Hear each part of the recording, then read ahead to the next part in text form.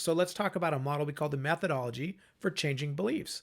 The methodology for changing beliefs gives you insight into how to operationalize the results pyramid on a very individual basis. Now, we're talking about employee retention, business, those types of things. Don't miss the connection here to customer retention as well. Beliefs are just, customers hold beliefs, and helping manage the belief at the customer level is critical to keeping them as your customer, as your client. The same is true at home. How many have kids? How many of your kids hold beliefs about you? Are all those beliefs working for you, or are some of them working against you? Well, the process to manage those beliefs becomes really important in your personal life as well. So the process is this. Step one, you need to identify the belief that exists that you need to change. So we had one COO who said, I'm seen as a bully in the organization, and he didn't want that belief to be held. He said, that's not helping us. That's not working for people. Aren't collaborating with me very well because they think I'm just going to tell them my way or the highway. So he understood that was a belief that was working against him. So he would start meetings and say, I know there's a belief about me that I'm a bully, that I have to be the smartest guy in the room, that I'm going to be all over you guys if your data's not right, whatever it is. I know that belief exists about me, and I do not want that belief to exist. Then he actually clarified the belief that he wanted them to have. The belief I want you to have is, I'm not just, Mr. Nice Guy either. I am trying to push you and make you better. But that's the belief I want you to have, that I'm trying to get us to think about all the variables and push further and faster so that we get more effective and deliver more as a team.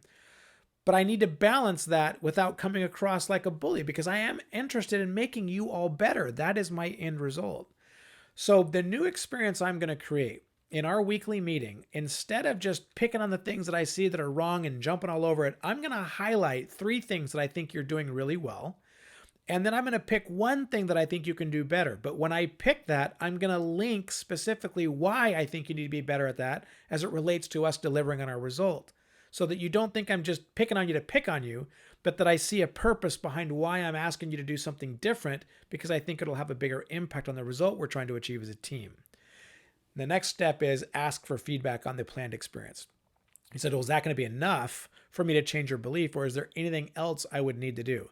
Now, the belief about him being a bully precluded a lot of interaction at the beginning on this statement, right? Because if someone thinks that you're a bully and you ask, well, what else do you want me to do? They're just going to be quiet. They're going to sit on their hands, which is exactly what people did.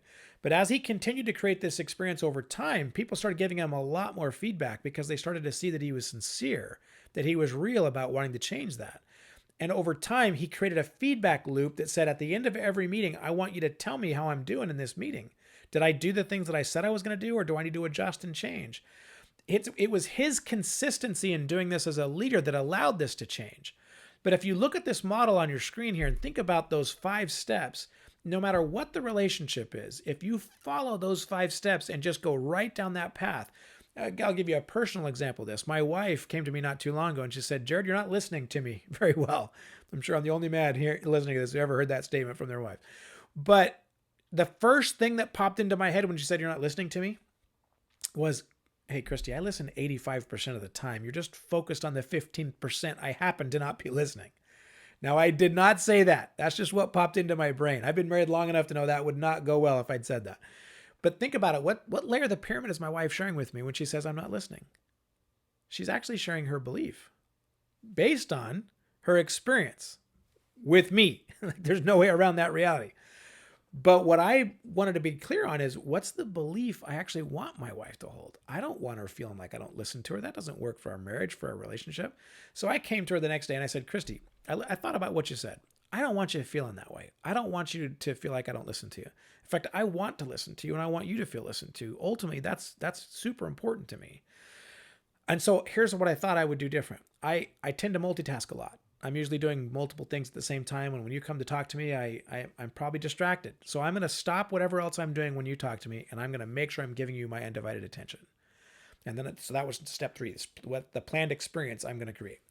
And then I asked the 4th question. So will that be enough to change your belief around this? She said, no. She said, that's great and all, but that's not really what I'm looking for. I said, oh, okay. Well, I really want to change this. I'm serious about it. So help me out. What do you want to see me do different? She said, I just want you to talk to me while I'm talking to you. I don't want the head nods and the uh-huhs. I said, you want me to talk while you're talking? She goes, yeah, if you're talking, then I know what you're thinking. I know you're listening. That's all I want. I said, I can do that. That's easy. She said, well, then do it. I said, okay. Now, I said, will you help me out? Will you give me some feedback on this? Will you let me know if I'm doing it right or not doing it right, or if I'm being effective at creating this new experience for you? And she said, oh, yeah, I'll tell you. I said, okay, great.